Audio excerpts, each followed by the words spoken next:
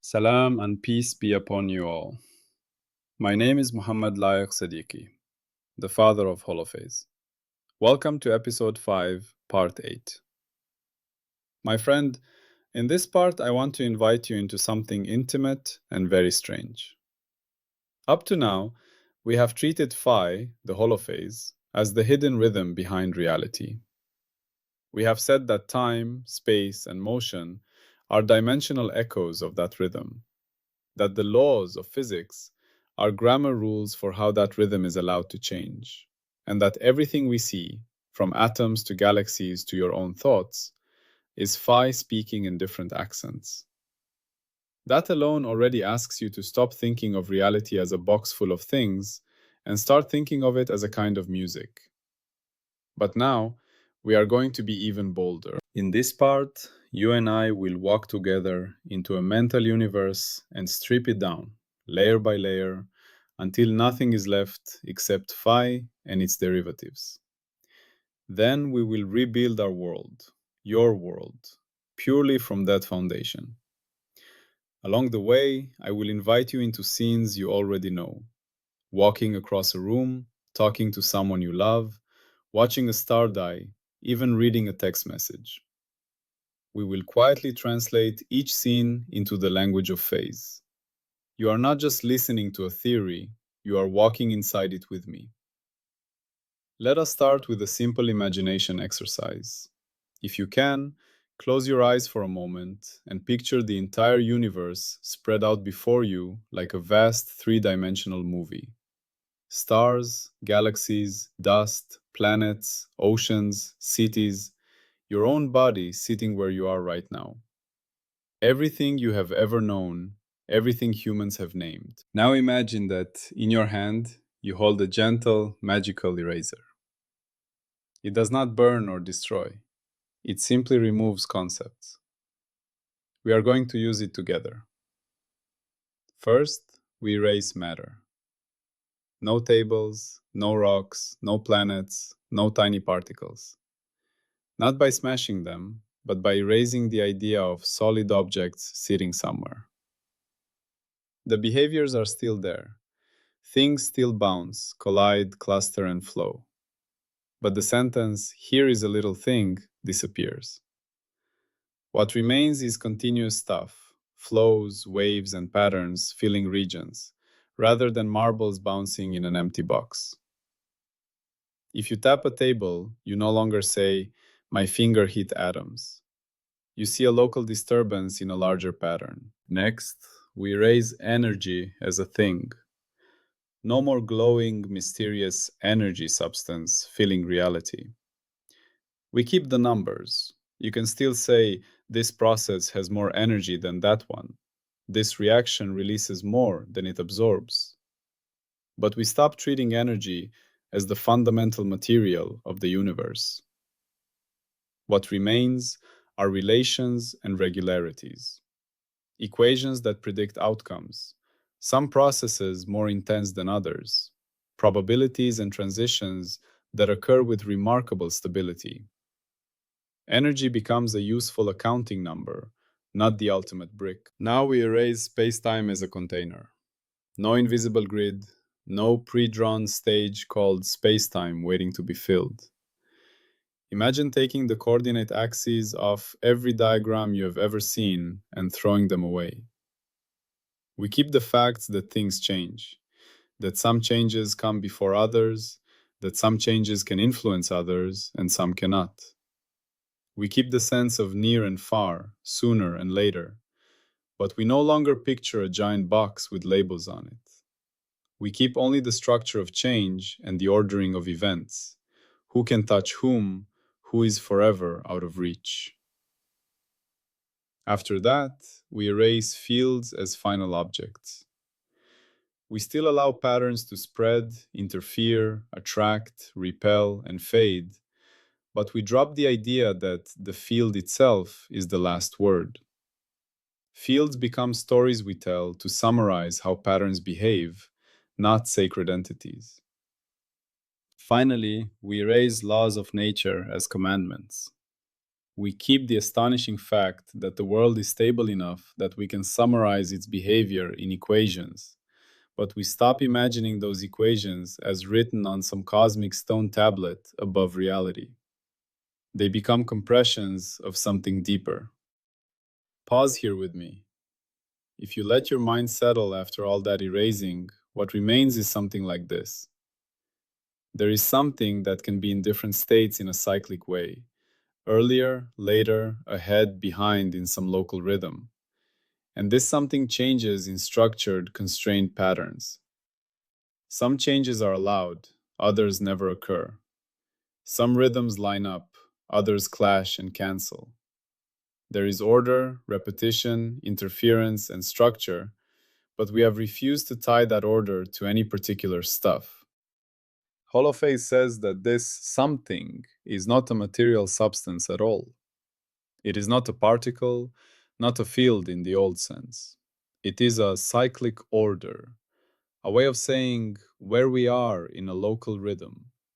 And we call it phi, the holophase. The allowed ways this order can change are the derivatives of phi. Phi is the underlying rhythm. Its derivatives are the rules telling us how that rhythm can wind, spread, twist, and flow. Everything else, spacetime, energy, matter, forces, fields, sits on top as expressions of that phase order. This still sounds abstract, so let us paint a few pictures you can hold in your mind, like different camera angles on the same hidden structure. First picture. Phi as position in a song. Think of your favorite piece of music.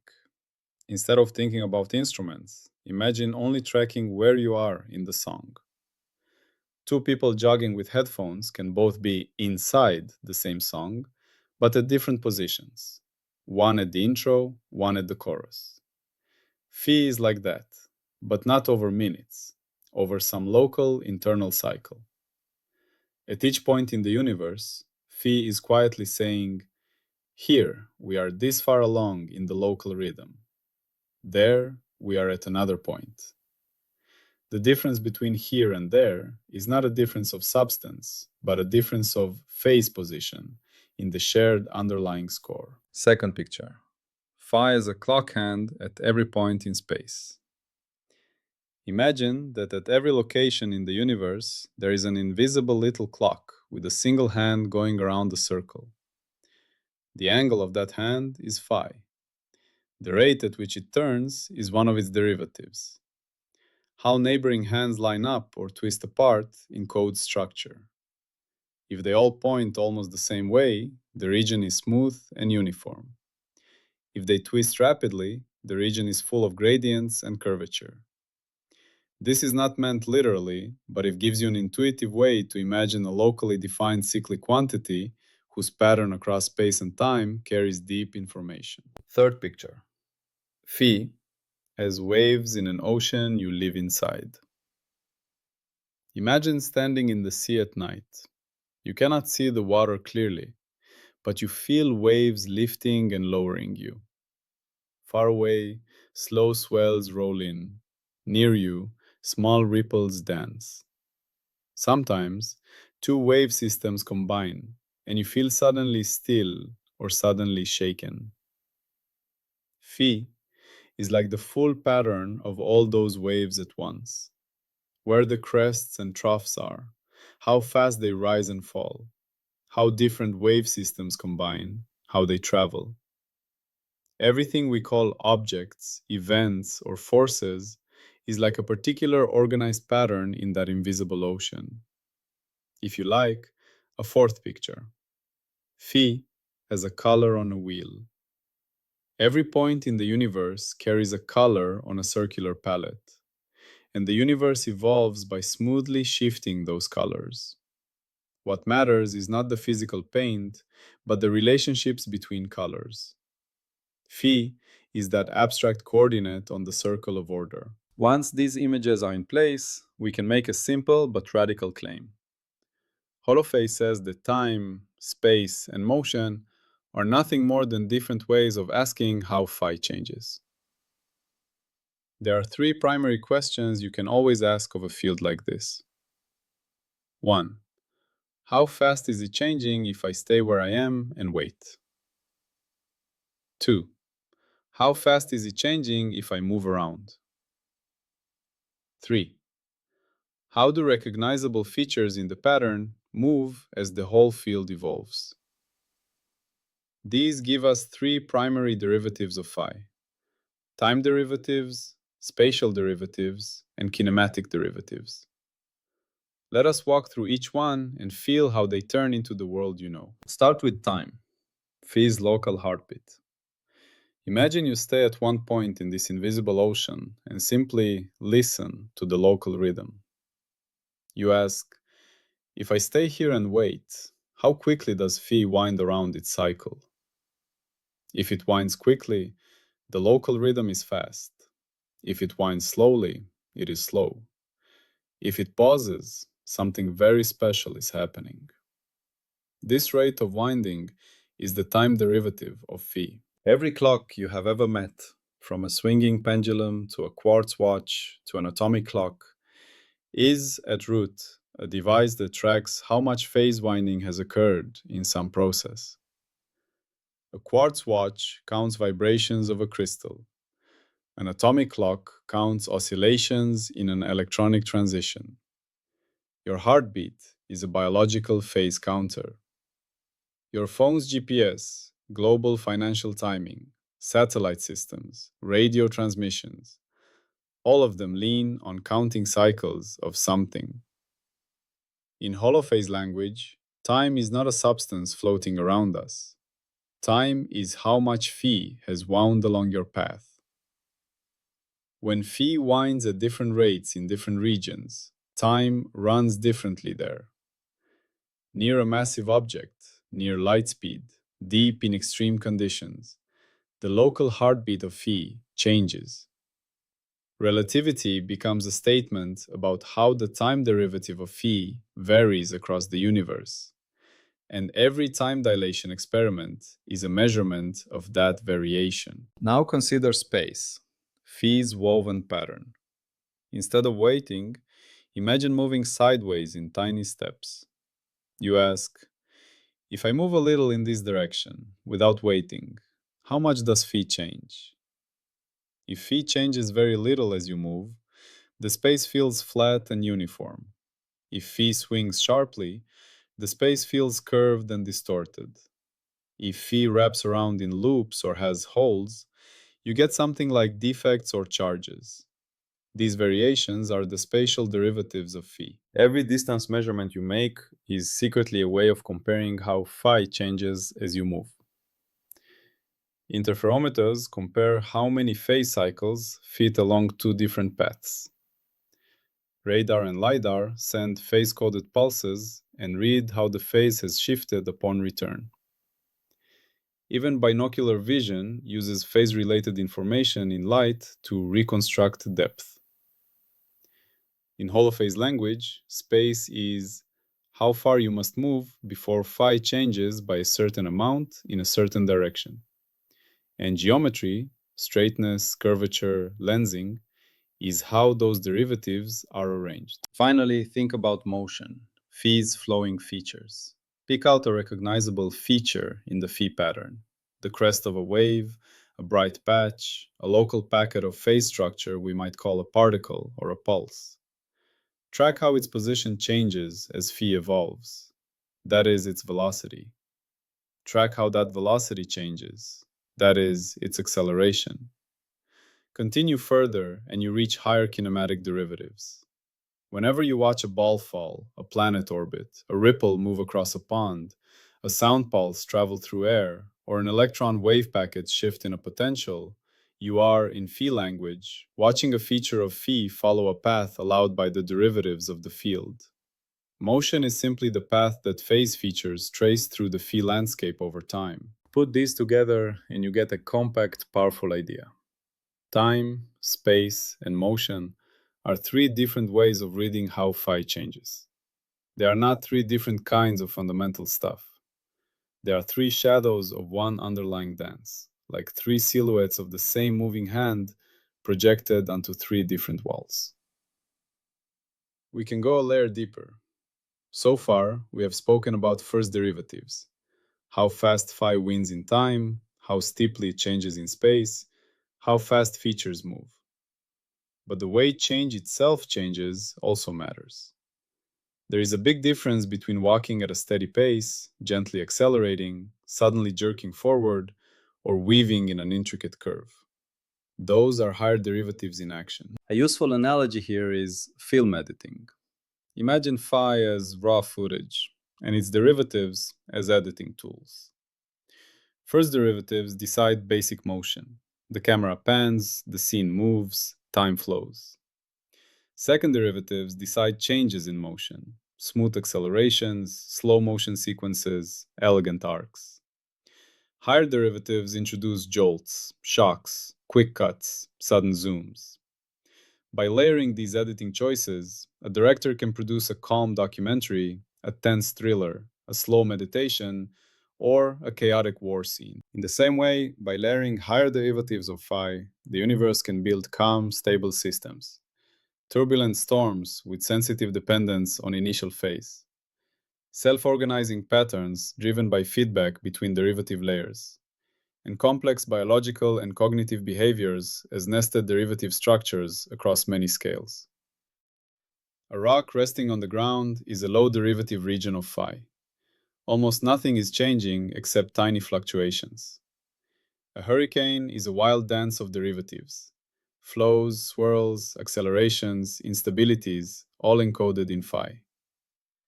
A thought in your brain is a brief, intricate symphony of derivatives of phi, firing and relaxing across neural tissue, rising and fading in fractions of a second. You can feel these changes in yourself. When you're calm, your internal phi patterns are like a steady camera glide. Breathing regular, heart rate smooth, thoughts flowing gently. When you're anxious or excited, derivatives spike. Heart rate changes quickly, breathing becomes irregular, thoughts jump and collide.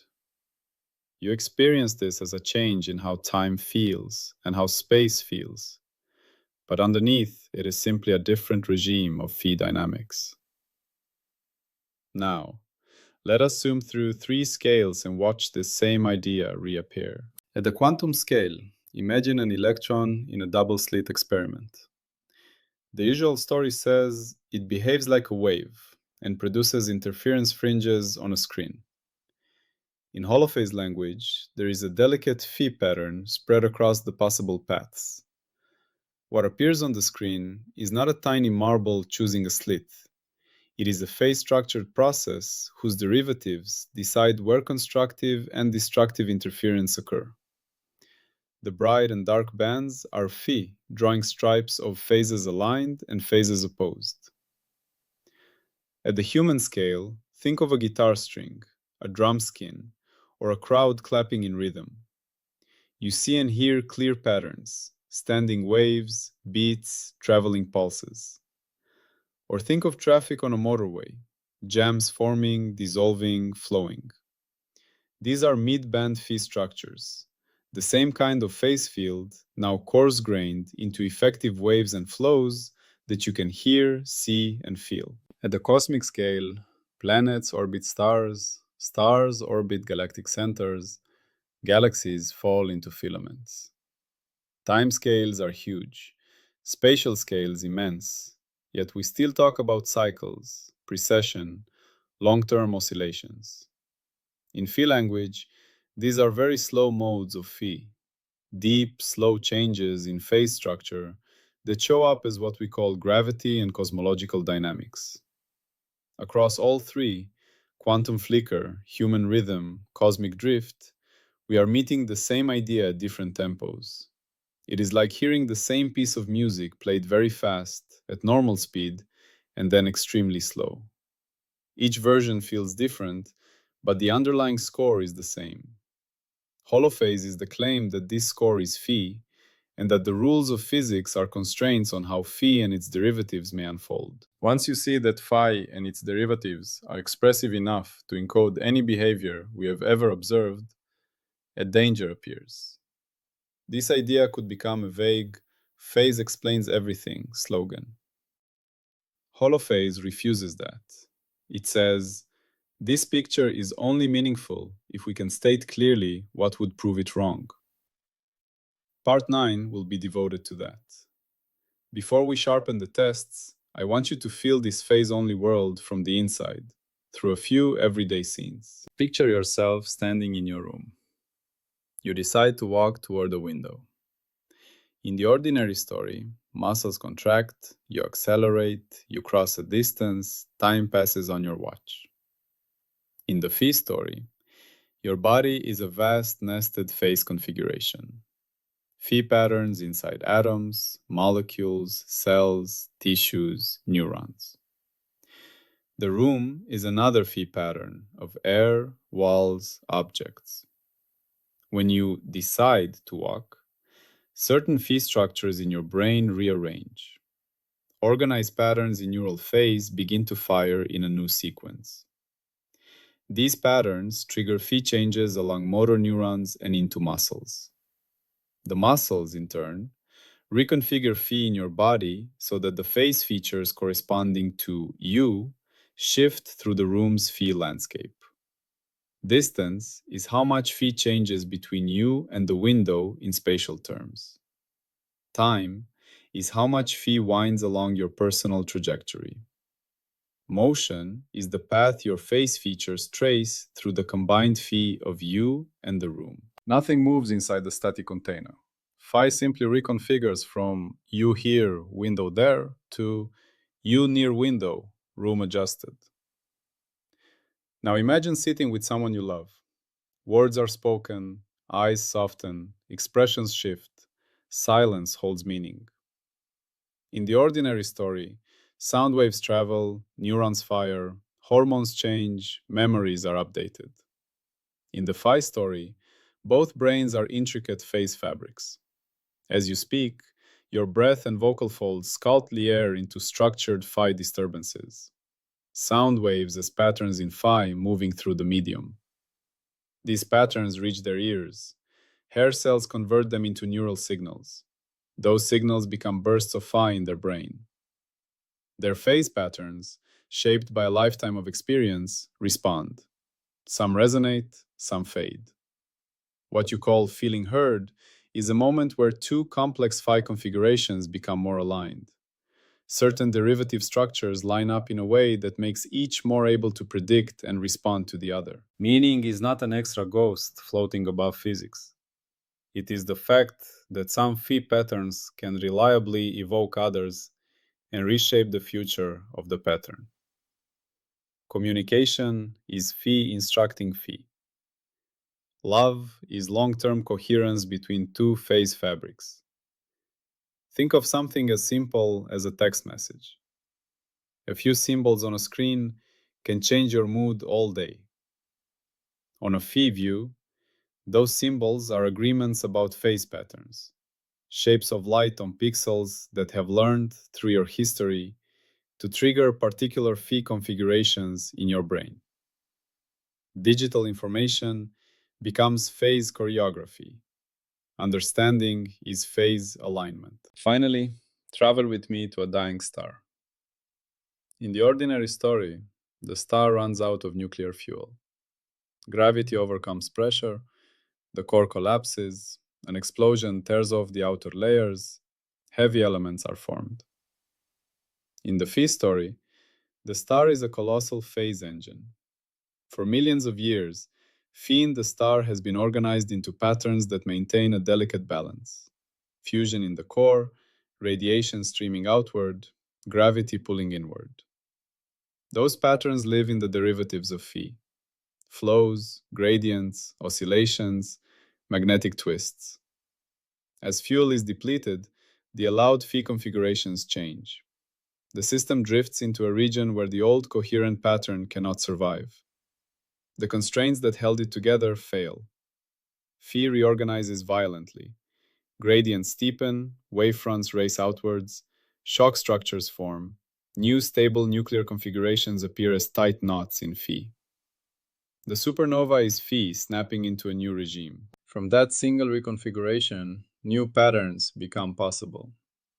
Planets, oceans, chemistry, life, minds, and eventually a human somewhere asking what phi is. The story of stars, life, and thought becomes one continuous narrative about how phi is allowed to evolve. At this point, you might ask, is this just a poetic way of saying everything is waves? The difference lies in how far we push it. Everything is waves usually means there is some medium or field with wave-like solutions, and we like to talk about frequency and wavelength. We still keep fields, particles, and spacetime as separate pillars. Holophase goes further. It says the one truly primitive thing is not a medium, but cyclic order itself. Phi as a mapping from reality into a circle. It identifies time, space, and motion directly with derivatives of phi. Time as local winding, space as spatial structure of phi, motion as trajectories of phase features. It insists that every genuine law of physics involving time, space, or motion must be re-expressible as a statement about which combinations of phi and its derivatives are allowed. It claims that even particles and static things are special cases of constrained phi patterns. And above all, it offers clear ways this could fail. That last part is what turns a metaphor into a hypothesis. It is not enough to say reality is vibration or the universe is music. Those could be beautiful slogans, but they do not tell us what would disprove them. Holophase says, if this is how reality works, then certain kinds of behavior are impossible, and certain domains must always admit a phase description.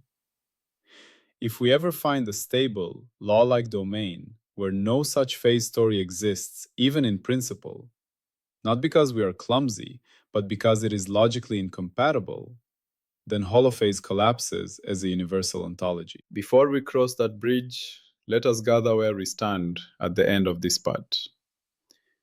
In episode 5 so far, we have questioned whether energy is truly fundamental or simply a clever tally of something deeper. We have met phi, the holophase, as a candidate for that deeper layer, a single rhythm spanning quantum, human, and cosmic scales. We have reinterpreted time as the local heartbeat of phi, space as the woven pattern of phi across locations, motion as the paths traced by phase features as phi evolves. We have watched how these echoes change character when different bands of phi dominate. Fast flicker at the quantum scale, mid-band rhythm at the human scale, slow undulations at the cosmic scale. We have stripped away matter, energy, spacetime, fields, and even laws as ultimate things, leaving only phi and its derivatives. And from that base, we have rebuilt walking, conversation, information, and stellar death as phase narratives. In episode 6, we will begin to treat the derivatives of phi as symbols in a genuine code. Some combinations will look like forces, others like potentials, others like effective masses or charges, others like channels for information and memory. The jungle of physics: electromagnetism, gravity, quantum behavior, thermodynamics will be rewritten as sentences made from phi and its derivatives. You do not need the equations now. What matters is the intuition that the universe may be a set of long, intricate books written in a limited alphabet of phase changes. But before we can trust such a bold picture, we must let reality try to kill it. That is exactly what we will do next. In part 9, we will give the next step a brutally honest title: How to Kill Holophase If It's Wrong. We will take this beautiful story and turn it into a hard hypothesis. Together, we will walk through clear falsification gates, in everyday language, sharp enough for a serious physicist and simple enough for a curious teenager. We will ask, can you measure time, space, and motion without rhythm? Can you have law without phase? Can one dimension wander off alone? Can any core law refuse to speak phase? Can mind or new sectors of physics escape phi entirely?